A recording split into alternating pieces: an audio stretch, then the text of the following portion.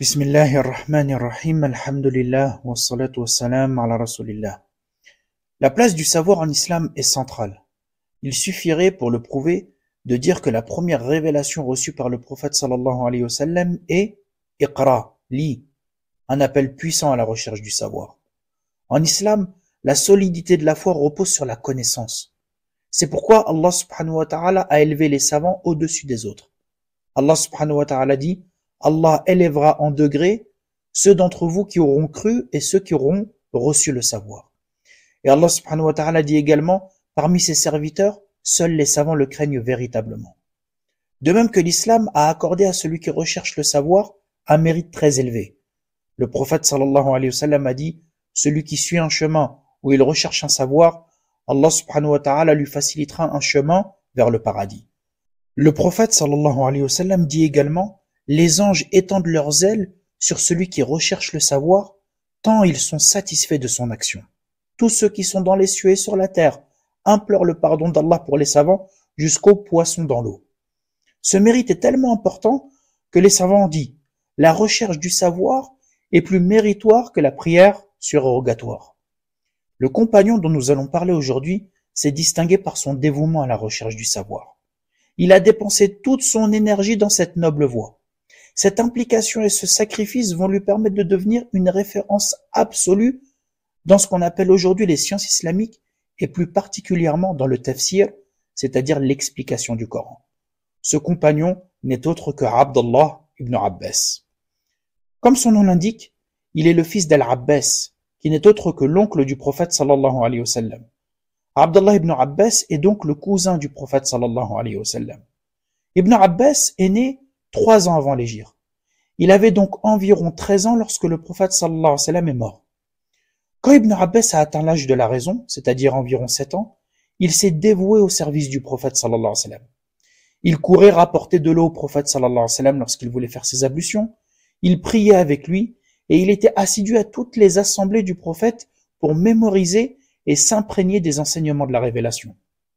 D'ailleurs, le prophète sallallahu alayhi wa sallam lui donnait beaucoup de considération et a invoqué en sa faveur.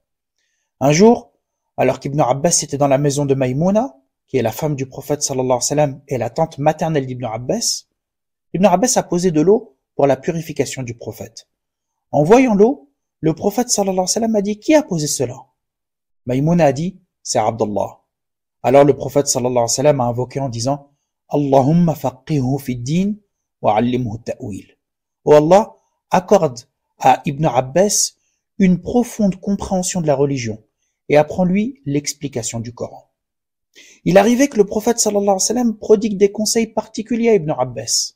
Parmi eux, le hadith connu où le prophète sallallahu alayhi wa sallam lui a dit: ô jeune homme, je vais t'enseigner quelques paroles.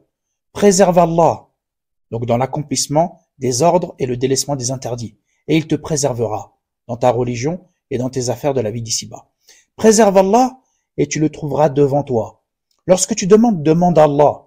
Lorsque tu sollicites de l'aide, sollicite celle d'Allah. Et sache que si toute la communauté se réunissait pour t'apporter un bien, elle ne pourrait le faire que pour une chose qu'Allah a décrétée pour toi. Et si la communauté se liguait pour te nuire, elle ne pourrait y parvenir que pour une chose qu'Allah a décrétée en ta faveur. La plume est levée et les pages ont séché. Lorsque le prophète sallallahu alayhi wa sallam retourna à son Seigneur, Ibn Abbas avait donc 13 ans. Mais sa soif d'apprendre était intacte.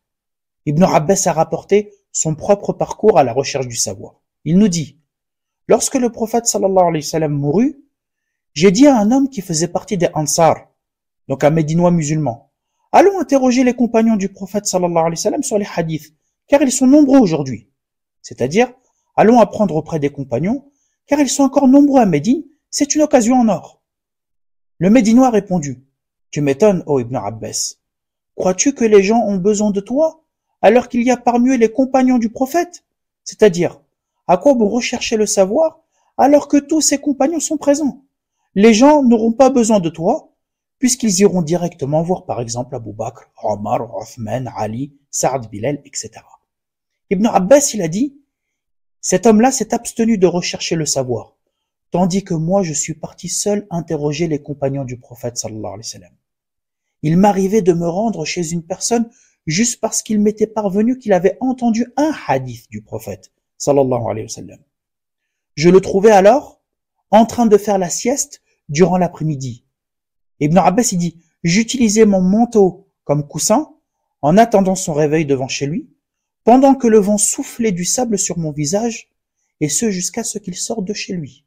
Lorsqu'il sortait, il me disait, « Ô cousin du messager d'Allah, qu'est-ce qui t'amène? Pourquoi ne m'as-tu pas envoyé quelqu'un afin que je puisse venir te voir ?» Et Ibn Abbas il répondait, « Non, c'est à moi de venir. Il m'est parvenu un hadith que tu rapportes du prophète. J'ai donc voulu l'écouter directement de toi. » Ibn Abbas rapporte, par la suite, des années plus tard, l'homme des Ansar, le Médinois, me voyait tandis que les compagnons du prophète étaient décédés, avec des gens rassemblés autour de moi en train de m'interroger. C'est-à-dire qu'il a constaté qu'Ibn Abbas était devenu savant et que les gens s'appuyaient énormément sur ses connaissances pour apprendre car beaucoup de grands compagnons étaient morts.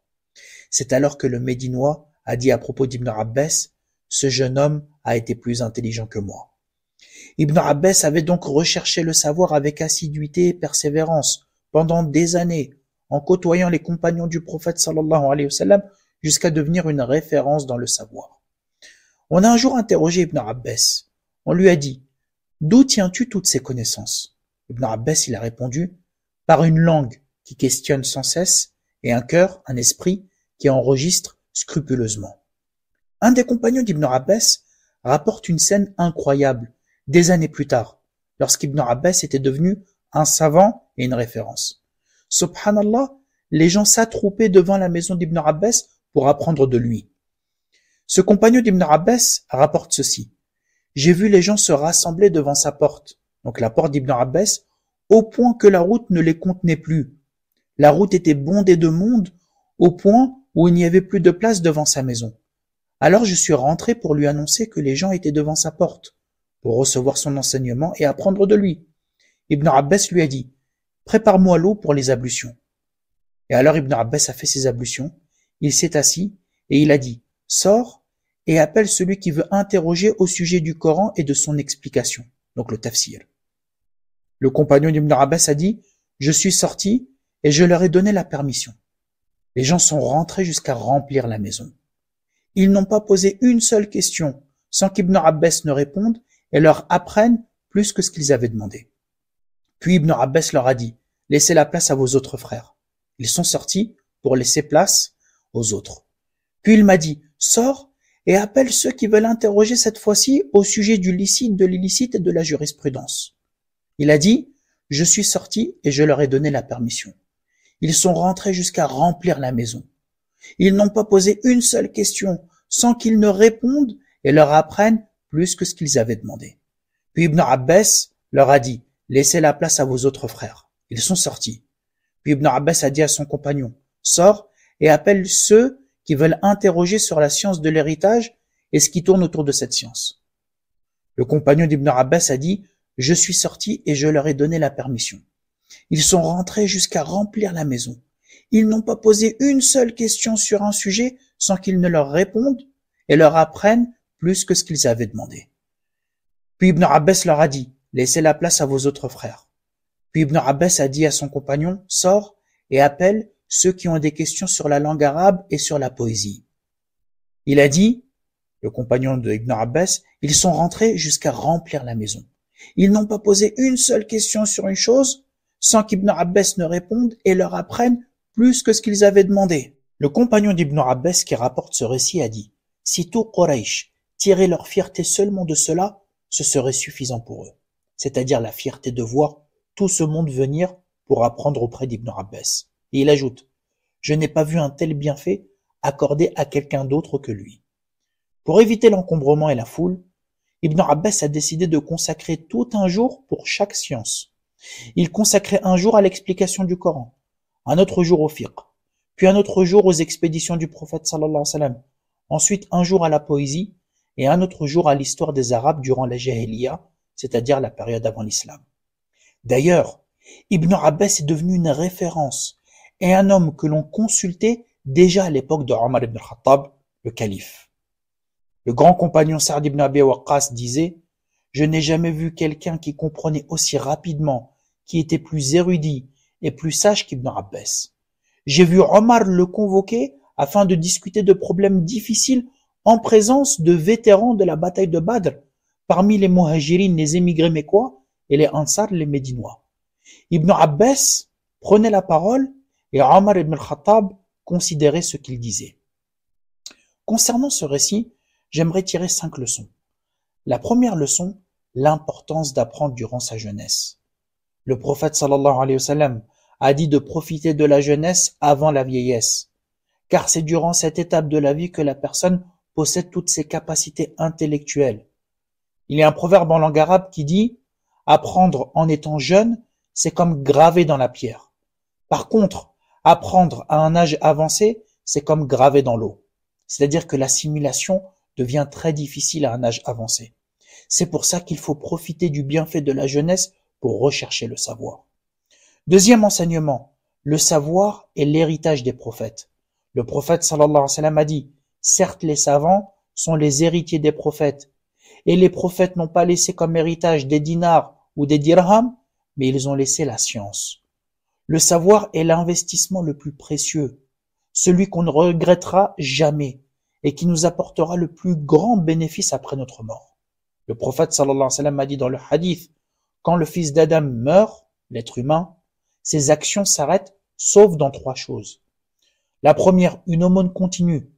La deuxième, un savoir dont les gens tirent profit après sa mort. Et le troisième, un enfant pieux qui invoque pour lui. Troisième enseignement, la modestie d'Ibn Abbas. Bien qu'il était le cousin du prophète sallallahu alayhi wa sallam et qu'il aurait pu jouir d'un tas de privilèges pour acquérir le savoir, il a refusé ces privilèges en goûtant aux difficultés naturelles de l'acquisition du savoir.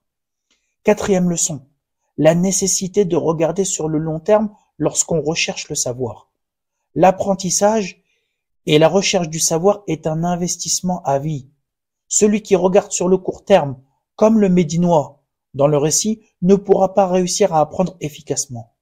L'étudiant ne doit pas être perturbé par les gens qui essayent de le dissuader d'apprendre le savoir, parce qu'il y aurait déjà des personnes savantes ou parce que ce savoir n'aurait aucun débouché professionnel. L'étudiant doit se rappeler le mérite de celui qui recherche le savoir et se rappeler les grandes finalités de son apprentissage pour faire abstraction de ces remarques décourageantes. Le savoir est une bénédiction qui élève celui qui la recherche avec sincérité. L'exemple d'Ibn Abbas est en cela marquant. Cinquième leçon, l'importance de bien se former avant de prendre des responsabilités ou de vouloir transmettre. Il est primordial que la personne prenne le temps de bien étudier et de bien assimiler les connaissances avant de vouloir transmettre. Car celui qui se précipite dans l'enseignement sans avoir des bases solides peut provoquer plus de préjudice que d'intérêt. Comme le dit le proverbe arabe, « Faqidu shay la yu'ti » Celui qui n'a pas quelque chose ne peut pas le donner à autrui. Comment une personne peut-elle transmettre un savoir qu'elle ne maîtrise pas et qui la dépasse? Ibn Abbas a bien pris le temps d'étudier auprès des grands compagnons avant d'être une référence pour toute la communauté. Prendre le temps qu'il faut pour se former, c'est le secret de la réussite.